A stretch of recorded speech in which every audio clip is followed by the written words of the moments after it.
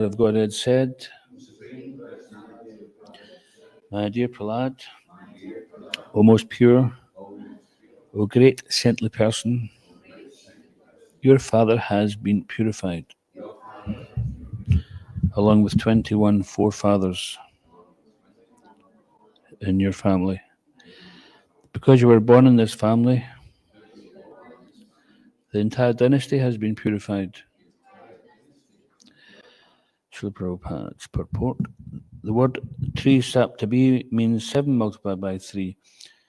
In one's family, one can count back 4 or 5 generations to one's great-grandfather or even one's great-grandfather's father. But since the Lord mentions 21 forefathers, this indicates that the benediction expands to other families also. Before the present family in which one has taken birth, one must have been born in other families. Thus, when a Vaishnava takes birth in a family, by the grace of the Lord, he purifies not only that family, but also the families of his previous births.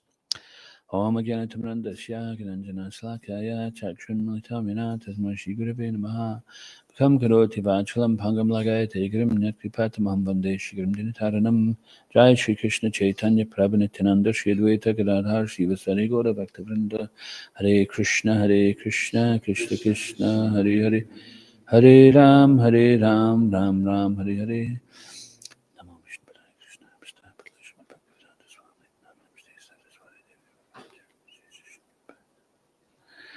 Supreme Personality of Godhead said, my dear Prahlad, O most pure, O great saintly person, your father has been purified along with 21 forefathers in your family.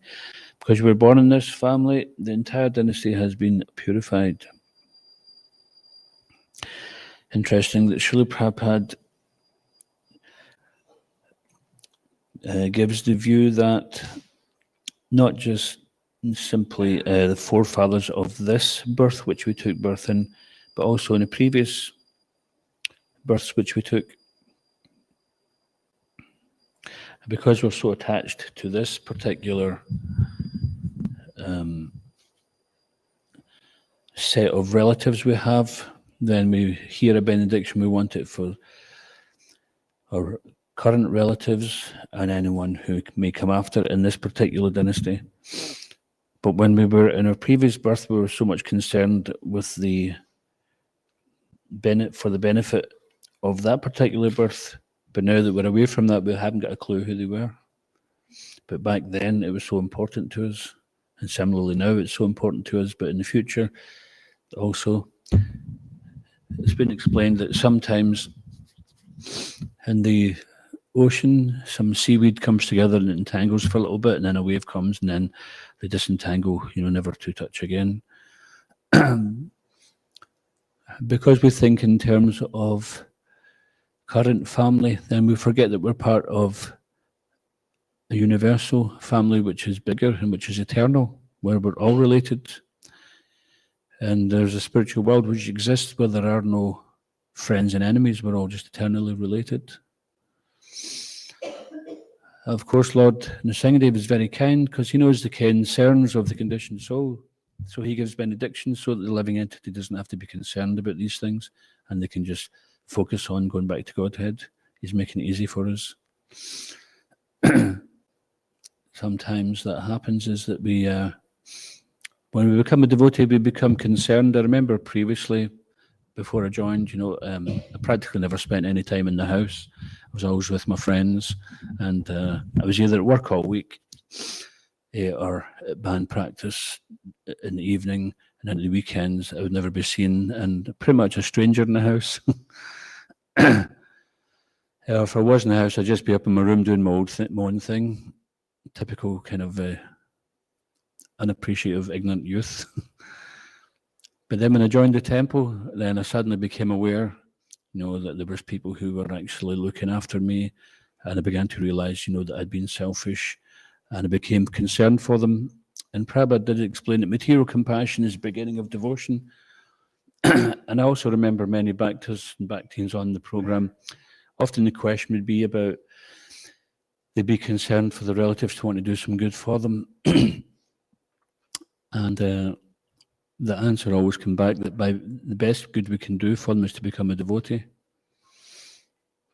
I remember asking Shiv Ram Swami a few years back a question about benefiting relatives who'd passed away, because sometimes families are not so favourable, so you can't get access to put Tulsi or Ganges water or Radhakund water or deities garlands or Harinam Chadar, in the coffin, or you can't say anything or make any Krishna conscious benefit there. And then he says these things are all good, but what really matters is to become a devotee. That counts more in Krishna's eyes than anything else.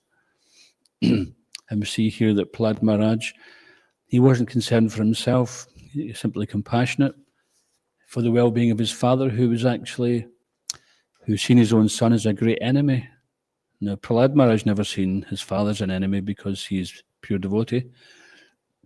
Just like when Hiranyakashipu said, when he got frustrated, he says, "Where are you getting your superhuman powers from?" He said, "The same place as you, from Krishna."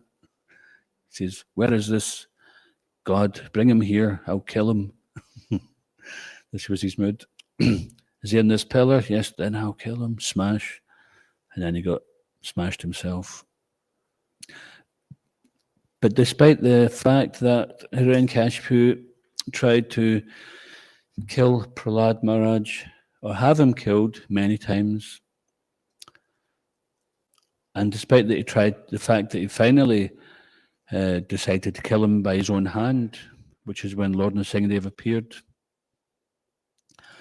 then Prahlad Maharaj was never afraid or inimical towards his father.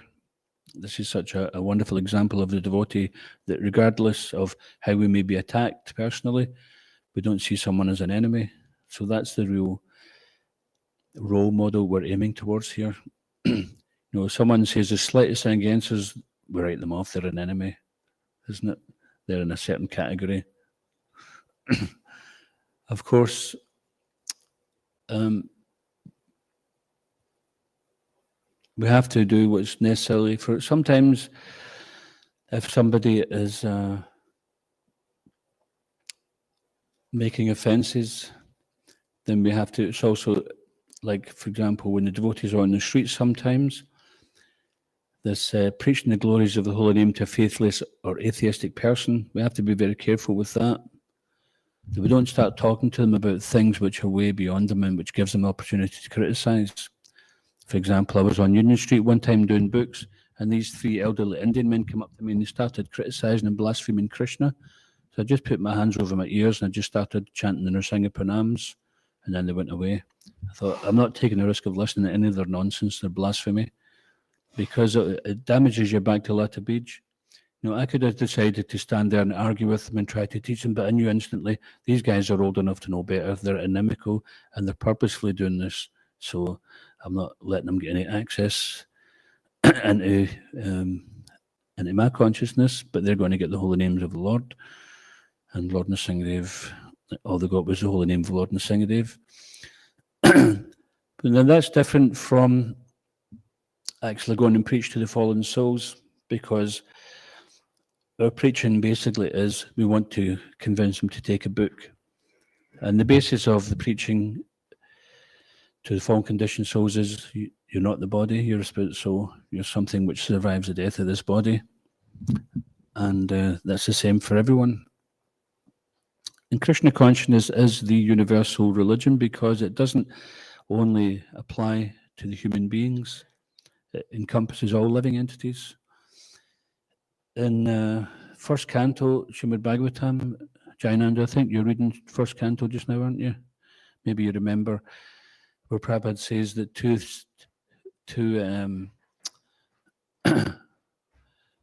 consider that the animals are not also children of God is Satan's philosophy. Does anyone remember reading that part? I remember reading it because I took a note of it, and it became good ammo. When you're reading, actually, you should take notes of things, because Kali Yuga, Prabhupada says, memory means pen and paper, or your phone, or whatever you happen to use, some device, some means of writing down. It's not just going to, by osmosis, just eventually turn us into people full of knowledge. We actually have to make an effort to start remembering things, learning verses, so we've got some references there. And learning quotes which are going to help us, don't be lazy about it. When we're out there on the streets, we get challenged. So rise to the challenge when you're reading, take notes and think, okay, when I get a challenge like this, here's some ammo, I can fight back with that. And the idea is not simply just to smash them down, so walk away proud thinking, I smashed them. But we want to smash the false ego so they will think something differently. They'll think, okay, maybe there's something to this Krishna consciousness. They asked some members of the public what they thought about Krishna consciousness. And they said, actually, many of them said it's actually such a wonderful philosophy, but they daren't ask a devotee a question because they get like a 3-hour lecture. So people want to know, but they don't want to ask because, and therefore Prabhupada also says, don't spend too long preaching to them, just get them convinced to take a book and read it. I say, well, I want you to tell me what you've read in the book. Well, I can tell you what I've read in the book. I'm standing here in the freezing cold streets. That's what this book done to me. Who's going to do that? Are you prepared to do that? No. So read the book and see, and you'll be standing next to me in a few weeks' time. So actions speak louder than words. Sometimes people, they want to hear that because they want to know how it affected you, but sometimes they're just wasting time as well. So the main thing is, we can say, well, it changed my life in so many ways. I was doing this, that, the next thing. No, I'm not, because we have a higher taste. You can't give up something unless you have something in exchange for it. If someone's got $100 in the pocket and I say, well, give me that $100, they say, well, what am I getting out of it? I'll give you 1,000. Let's see 1,000 first. Let's see the color of your cash first. But if they don't see that there's something higher there, so if they read these books, they will see that there is something higher than, and they're looking for that something higher, because by very nature they're anandamaya, they're pleasure seeking. They're looking for the bliss, but they won't find it in the material world, no matter how endlessly mutable the material energy decides to present itself. They won't find it. They've been looking for it since they were kids. They're still looking for it as pensioners. And then what happens? They just resign themselves to some really humdrum life, which has no real vitality. So the blessings of Lord Nrsingadev are there. Also, we can find as a devotee that this can be an inspiration, that sometimes we don't particularly want to perform Krishna consciousness, or we even have doubts about it and want to give it up.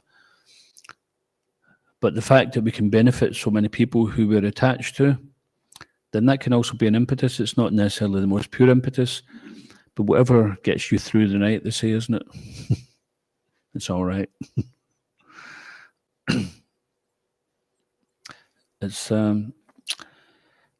But the main thing is, we do want to come to the platform of anyabhilasita sunyam, unmotivated, uninterrupted, favourable devotional service, jnana kamadyanavritam, anukulina krishnanu shilanam bhaktutama. So sometimes our devotional service is favourable, sometimes it's not. And when it's not, then we have to question ourselves, why am I being unfavourable? But why? Because we're envious of Krishna. We want to enjoy, and Krishna's getting to enjoy, and we're not. That's the sum and substance of it. It may present itself in some other way, but ultimately, if we're fixed on acting for Krishna's enjoyment, then we don't have any resentment for any suffering that comes our way, or any difficulty. We accept it as being Krishna's mercy. Just like the devotees do this play Krishna's mercy. Now, first of all, we can understand that Krishna's intelligence is unfathomable, is beyond our ability. And Krishna is the well-wishing friend of all the living entities. He's not singled us out to make life difficult for us alone, but he's okay to everyone else.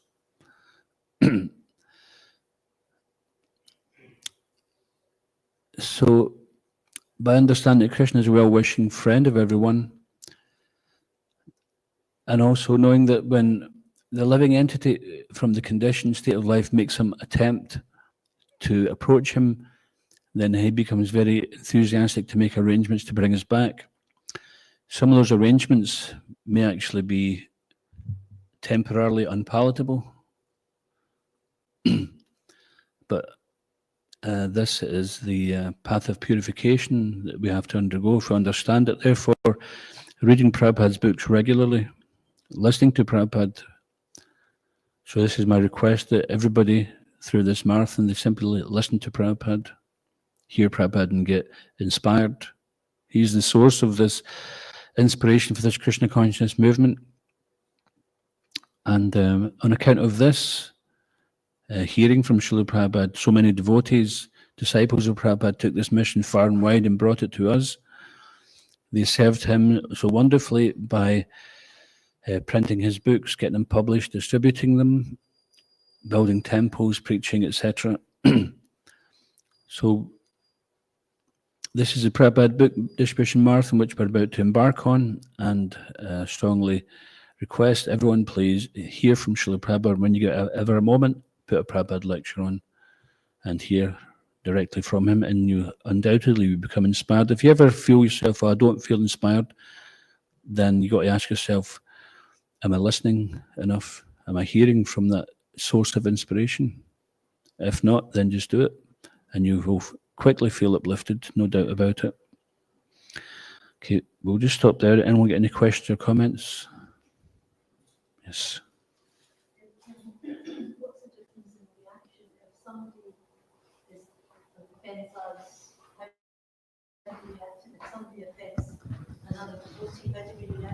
What's the difference how we react to different, like if somebody's rude to us, how do we react, and if somebody is rude to somebody else, how do we react? Okay, so if someone offends another devotee, then it becomes your duty to go and defend that devotee.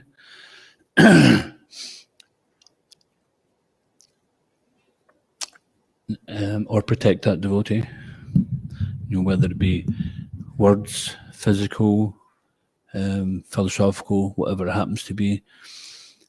So it becomes your duty to do that. Just like if someone sees you being mistreated or being disrespected, then someone should intervene and say, what are you doing? Why are you speaking like this? Who do you think you are? And if we see someone else being disrespected like that, we should say, Prabhu or Mataji, this is not proper Vaishnava behavior. We're here trying to be devotees. And we can all make mistakes. So if we happen to be the person who makes the offense, because that can happen as well, then we just say, sorry, I didn't realize I did that. Accept my humble obeisances. And then maybe we get some Mahaprasad and give it to the person. And then the devotee, if they're actually trying to be a devotee, they'll be kind-hearted.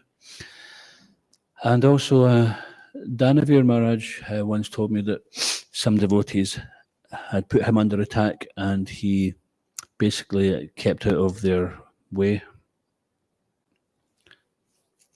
Because also, just as much as we don't want to cause that, if we're going out on the streets to do some book distribution, Harinam, etc., we don't want to do anything. We're there to benefit the living entities. We don't want to do anything which is going to make it worse for them by giving them cause to make offences against devotees or the holy name. So similarly, if we're associating with other devotees and for some reason interaction with them leads to the person becoming offensive, then we try to limit the interaction so that the person's offences are less. In any case, we should always try to remain a well-wisher, and we can pray for that person. It's not that simply we have to be foolish and just allow the person. I remember Mother Ratnaranjini, I won't mention the devotee who did it, but she was very tolerant, patient person, very saintly person.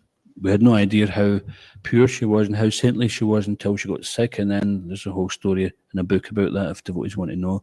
In fact, her 30th anniversary disappearance will be coming up in about a month's time. But there was one Mataji who used to commit offences on a daily basis, and she would basically forgive her and forgive and forgive her. And then basically she decided, no, I'm not doing that, because by me just forgiving you, you just keep on doing the same thing. So I don't want to hear anything from you. I don't want to know. You just don't exist in my life. So she was very tolerant, and then that was the thing which got the girl to realize, okay, I need to stop this. I can't continue being blasphemous like this. Otherwise, if I lose the good company of devotees like her, or if someone who is so saintly and forgiving decides, no, that's enough, don't want to know you, you can have your own reactions, that's your problem, then the person woke up and realized, okay, I need to change my way here. So that was basically what she did. She decided she pulled the curtain down on it. So we can be tolerant, we can be patient, because when we can all make mistakes, but we have to be willing to try to improve our character. It won't just improve without any effort. There has to be some effort there, along with the process. Is it okay? Anyone like to add anything or comment? I do want to finish quite early, but this is a trial run for the marathon. Yeah. So remaining well-wisher doesn't mean to say that you put yourself or the aim in harm's way.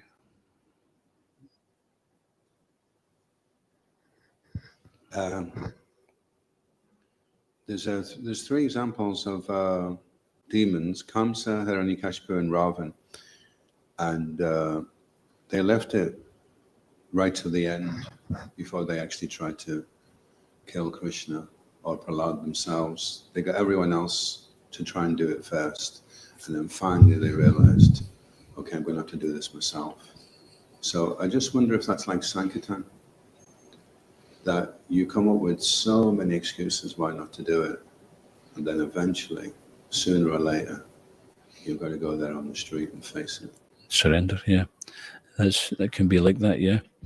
And also these pastimes, it's like you can imagine some kind of drama, either a theatre or a movie or something like that, then it builds up, and then the finale is like the big fight at the end, right? So this is there in the original Leela of the Lord, that he deals with all the little demons first, and then finally the big demon, there's a big fight, and it gives the Lord opportunity to liberate so many souls. Otherwise, if he just comes and whacks the demon first of all, then all those other souls don't get liberated. That's the end of the Leela. Okay, that took about 2 seconds. Off we go back to Godhead. Yeah, but that can be there. Yeah, there's so many little things may get in the way, and we what's getting in the way is really our false ego. And we have to understand that, so we don't let it get in the way of our own benefit. Whether the people out there get benefited and take anything, we're getting benefited anyway. I was just thinking, if you're there at the time of death and you're reflecting back on your life and you look at all the... I think you will be there at the time of death, won't you? You're looking back over your life and you're thinking all the opportunities that I missed, and they bring such lamentation for you, Yeah. I think even if you do your best efforts to not waste time, it's just like if you think of the day when you did your best endeavour in Sankirtan, you did your best score, you can still look back and think, well, there's so many missed opportunities still, even on my best days. But I think the thing is that we don't want to be coming to the end of this life and thinking, I have actually spoiled it and now I'm going to have to take birth again. But if it's undoubtedly there might be some, like you see the Vaishnavacharyas say, oh, I've spent my life knowingly drinking poison or uselessly wasted my life and didn't worship the Lord of the heart or worship the darling of Yashoda. So even the eternally liberated souls are speaking like that. This is a form of purity of heart and of mind, and remorse. But this remorse, Prabhupada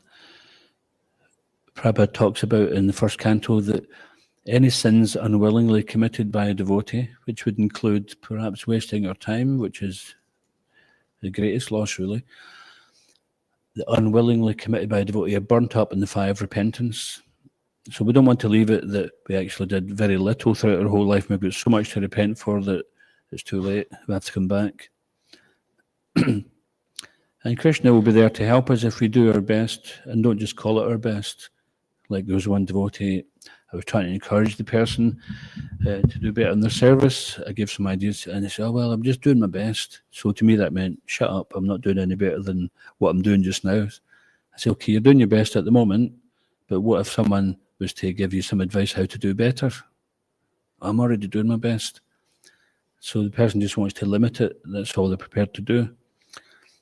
But we are limiting our own potential because it's like, it's not giving Krishna the opportunity to act through us and experience the higher taste which is there available for us. Stepping outside our comfort zone may make us feel somewhat vulnerable. We may feel vulnerable by stepping outside of the comfort zone, but this is the path of surrender, being vulnerable and taking shelter of Krishna. This is practicing for the time of death, where you're most vulnerable. And then when we practice taking shelter in Krishna through our life, especially some difficult circumstances, the most difficult circumstance at the end of this life, our go-to place will be to take shelter in Krishna. But if we practice taking shelter in other things, that's where we'll go to. Yam yam vapi sarambhavam. Yeah. And it's the same, you have to die before you die. Yeah. Yeah, it's a very good way of putting it. What's that verse? Machita savadurgani mat prasadat trishyasi attachat tomahankaran nashoshasi vinankshyasi. If you become conscious of me, you will cross over all obstacles of conditional life by my grace. If, however, you act through false ego, not hearing me, you will be lost. So this is the choice we have. We don't want to be lost. So we want to be conscious of Krishna. And there's various simple tools we can do it if we're stepping out of our comfort zone, going onto the street, or whatever situation we're in. We're finding some difficulty practicing devotional service, etc. Then take shelter in the process. Hear from Srila Prabhupada. Take darshan of the deities. If you're on the street, take a picture of the deities and have a look at them. Get their darshan there, get purified by their presence. Speak to another devotee. Don't go it alone. In the way to messages when reading, don't get in the line when way to Sankirtan. When she is Sankirtan, she's always very smiling. That's it. If we hear from those who have traversed that path and who are telling us, how to avoid the pitfalls and how to make advancement, how to make best use of our time. If we hear from these, then we'll make advancement. They're offering this out of love and kindness and concern for us that don't waste your time trying to figure it out for years. This is what you do. Just do this and it'll work. And you do it and you find it works. This is having faith in the instructions of Guru, Sadhu and Shastra. Yes, Prabhu? There's an online question. Read it out. From Lucy. Haribo, Lucy. So, Hare Krishna, how do we share our mind as a neophyte if we are affected by other devotees' behavior without being critical or committing aparadh? Very, very good question, actually. This can apply to any of us, particularly young devotees. Then the first thing we can do is not to assume that we're right. So we could, if we have we only need one devotee we can trust. If we have one devotee we trust, and we go to that person and say, my mind is saying this, then first of all, we're not necessarily saying that I believe this. We're saying my mind is saying this. So at the moment, our mind might not be our friend. It's coming up with things which may be detrimental for our devotional service, but it may be very loud and it may be affecting us. So first of all, find someone that you trust, a devotee in good standing you can trust. and then you can reveal your mind. This is one of the processes of devotion service, revealing your mind in confidence. And that in confidence doesn't just mean to say that the person will keep it a secret. It means that we are confident that the person can help us. And part of that confidence also is that if they can't help us, they may ask someone else who they know can give the answer, and they may come back. So it's a very good question, because also we want to be careful not to commit offenses. This is one of the most dangerous things on the path of devotional service. Krishna will tolerate so many offenses against himself, but not against his devotees. Just like Shishupal, he offended Krishna, and the Pandavas, they were ready to annihilate Shishupal for offending Krishna. So Shishupal took shelter, and he says, "Oh, forgive me 1,000 times." So Krishna did. But after the 1,000th time, when it was 1,001, Krishna took his head off. But yeah, anyway, the point I was going to make is that we don't want to displease Krishna by offending his devotees. And perhaps we're not in the stage where we can identify which category of devotees are in, so we just don't want to offend any devotees. That's the safest path. It's not, well, that one's just a young devotee, they're a space case, so I can offend them. They don't really matter. We can be, we don't just be offensive to people out of familiarity. Familiarity breeds contempt. So respect all devotees, but we don't necessarily have to associate with all devotees. So if we have something which we think is criticism, we're not sure, then we can just say, I'm not sure if this is correct. It might just be my mind being critical. Then perhaps you can give me some direction on this, and then you can say it, but be open to the very real possibility that it might actually just be your mind saying something which is not real.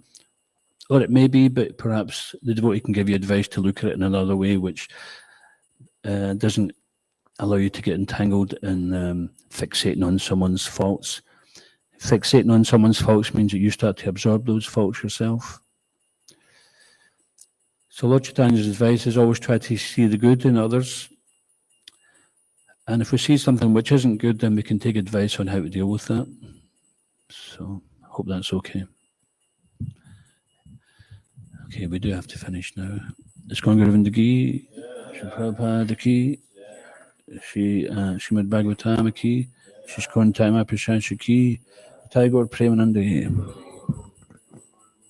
Jai. Gaura Bhaktivinoda Ki.